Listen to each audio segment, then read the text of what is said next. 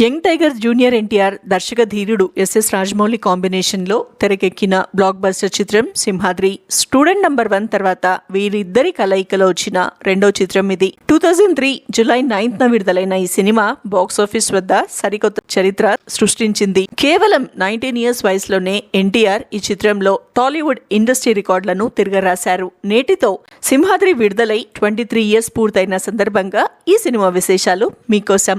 సింహాద్రి చిత్రంలో ఎన్టీఆర్ సరసన భూమిక చావ్లా, అంకిత హీరోయిన్లుగా నటించారు. నాజర్, ముఖేష్ ఋషి, కోట శ్రీనివాసరావు, బ్రహ్మానందం, భానుచందర్, వేణుమాధవ్, శరత్ సక్సేనా వంటి తదితరులు కీలక పాత్రలు పోషించారు. ఈ చిత్రానికి విజేంద్ర ప్రసాద్ గారు కథ అందించగా, విశ్వనాథ్, ఏఎం రత్నం గారు సంభాషణలు రాశారు.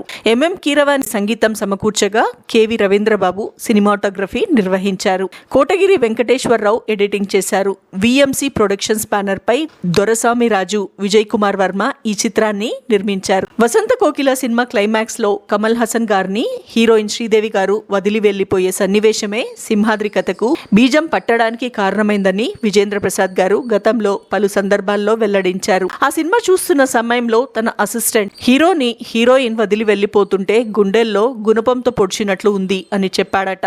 అదే మాటను ఆధారంగా తీసుకుని హీరోని అమితంగా ప్రేమించే హీరోయిన్ నే తన గుండెల్లో గుణపంతో పొడవాల్సి వస్తే అలాంటి పరిస్థితులు ఎందుకొస్తాయి అనే ఆలోచనతో సింహాద్రి కథను రూపొందించానని విజేంద్ర ప్రసాద్ గారు తెలిపారు.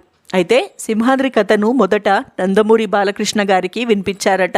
ఆయన హీరోగా బి గోపాల్ దర్శకత్వంలో ఈ చిత్రాన్ని తెరకెక్కించాలని భావించారు. అయితే దర్శకుడు హీరో మరో కథను ఎంచుకోవడంతో ఆ ప్రాజెక్ట్ ముందుకు సాగలేదు. ఆ తర్వాత నిర్మాత వి దొరసామి రాజు, విజేంద్ర ప్రసాద్ గారు కథను నిర్మించేందుకు ముందుకు రావడంతో జూనియర్ ఎన్టీఆర్ హీరోగా ఎస్ఎస్ రాజమౌళి దర్శకత్వంలో సింహాద్రి పట్టాలెక్కింది. ఈ సినిమా ఎన్టీఆర్ స్టార్డమ్ ను మరో స్థాయికి తీసుకెళ్లడమే కాకుండా రాజమౌళిని స్టార్ దర్శకుడిగా నిలబెట్టింది. సింహాద్రి సినిమాతో ఎన్టీఆర్ మాస్ ఇమేజ్ ఆకాశాన్నంటింది. నటన, డాన్స్, ఫైట్స్, డైలాగ్ డెలివరీ ప్రతి అంశంలోనూ ఆయన అసాధారణ ప్రతిభను ప్రదర్శించారు.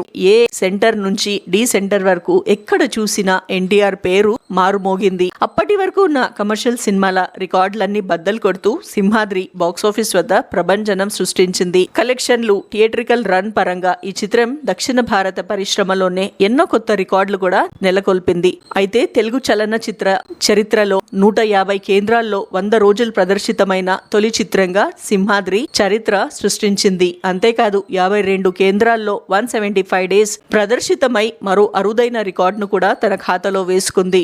సుమారు 8.5 crores బడ్జెట్ తో తెరకెక్కిన ఈ చిత్రం ప్రపంచవ్యాప్తంగా 26.5 crores షేర్ వసూళ్లు చేసి అప్పట్లో ఆల్ టైమ్ ఇండస్ట్రీ హిట్ గా కూడా నిలిచింది. అంతేకాదు రీ రిలీజ్ లో కూడా భారీ వసూళ్లు సాధించి తన క్రేజ్ ఏం మాత్రం తగ్గలేదని మరోసారి నిరూపించింది. సింహాద్రి చిత్రాన్ని తమిళంలో గజేంద్ర 2004లో, కన్నడలో కంటిరవ్వ 2012లో, బంగ్లాదేశ్లో బాంగ్లా భాషలో దురదోషు పేరుతో రీమేక్ చేశారు.